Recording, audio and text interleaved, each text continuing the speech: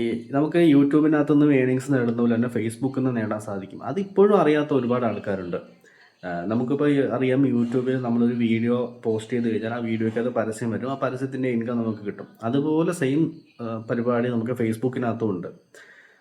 അതായത് നമുക്കിപ്പോൾ ഫേസ്ബുക്കിനകത്ത് നമ്മളൊരു വീഡിയോ പോസ്റ്റ് ചെയ്താലോ അല്ലെങ്കിൽ ഒരു ഫോട്ടോ അപ്ലോഡ് ചെയ്താലോ അതല്ലെങ്കിൽ നമ്മളിനി ഒരു പോസ്റ്റ് ടൈപ്പ് ചെയ്തിട്ടാലോ ഒക്കെ അതിനകത്ത് വരുന്ന എൻഗേജ്മെൻറ്റിൻ്റെ പൈസ കിട്ടും. ഇപ്പോൾ ഒരാൾ ലൈക്ക് അടിച്ചാൽ അതിന് നമുക്ക് ഇൻകം കിട്ടും. ഒരു കമൻറ്റ് വന്നാൽ ഇൻകം കിട്ടും. നമ്മളെ ഒരാളിപ്പോൾ തെറി വിളിച്ചാലും അതിന് നമുക്ക് പൈസയാണ് ചെയ്യുന്നത്. ഫേസ്ബുക്കിനകത്ത് അങ്ങനെ ഒരു പരിപാടിയുണ്ട്. ഇതറിയാത്ത ഒരുപാട് ആൾക്കാർ ഇപ്പോഴും ഉണ്ടെന്ന് ഈ അടുത്താണ് ഞാൻ മനസ്സിലാക്കിയത്. അപ്പോൾ കുറേ പേർക്ക് ഇത് അറിയത്തില്ല. നല്ല രീതിക്ക് ഡെയിലി ഇതിനകത്ത് പോസ്റ്റ് ഇടുന്നു, കമൻറ്റ് ചെയ്യുന്നു, ലൈക്ക് ചെയ്യുന്നു. ഇതിനൊക്കെ നമുക്ക് പൈസ കിട്ടും. നമുക്ക് വെറുതെ കിട്ടുന്ന പൈസയാണ്. നമ്മൾ എന്തിനാണ് വേണ്ടെന്ന് വയ്ക്കുന്നത്.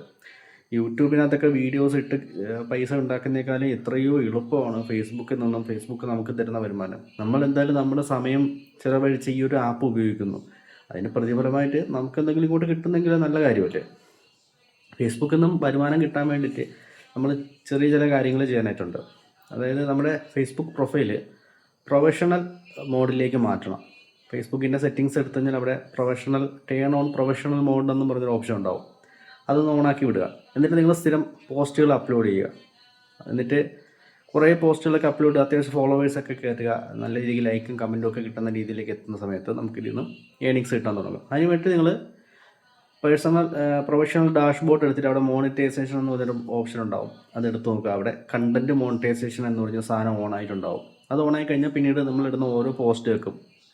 ഇപ്പോൾ ഫോട്ടോ ആയിക്കോട്ടെ, റീലായിക്കോട്ടെ, അല്ലെങ്കിൽ ഈ പറഞ്ഞ പോലെ ഒരു സാധനം എഴുതിയിടുന്ന ആയിക്കോട്ടെ. ഇപ്പോൾ ക്യാമറയ്ക്ക് മുന്നിൽ നിന്ന് വീഡിയോ ഒന്നും ചെയ്യാനായിട്ട് വലിയ താല്പര്യമില്ലാത്ത ആൾക്കാരുണ്ടാവും. അത്രക്കാർ ജസ്റ്റ് ഒന്ന് എഴുതി നിങ്ങൾ പോസ്റ്റ് ഇട്ടാൽ മതി. അതിനും ഇതിൽ വരുമാനം കിട്ടും.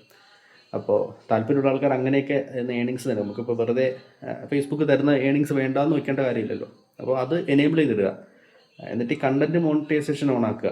കണ്ടൻറ്റ് മോണിറ്റൈസേഷൻ ഓൺ ആവാനായിട്ട് പ്രത്യേകിച്ച് ക്രൈറ്റീരിയ ഒന്നും പറയുന്നില്ല. ഇപ്പോൾ യൂട്യൂബിലെ പോലെ ഇത്ര സബ്സ്ക്രൈബർ വേണം, ഇത്ര വ്യൂസ് വേണം, അങ്ങനെ ഒന്നും പറയുന്നില്ല. നമുക്ക് അത്യാവശ്യം റീച്ച് ഉണ്ടെങ്കിൽ, നമ്മളിടുന്ന പോസ്റ്റുകൾ മറ്റൊരാൾ കാണുന്നുണ്ട്, ലൈക്ക് അടിക്കുന്നുണ്ട്, അത്യാവശ്യം റീച്ചും കാര്യങ്ങളും ഉണ്ടെങ്കിൽ മോണിറ്റൈസ്ഡ് ആവും. കണ്ടൻറ്റ് മോണിറ്റൈസേഷൻ എന്ന് പറഞ്ഞ സാധനം ഓണാവും. നമുക്ക് അതിന് ഏണിങ്സ് കിട്ടും. അപ്പോൾ എല്ലാവരും ഒന്ന് ട്രൈ ചെയ്ത് നോക്കുക.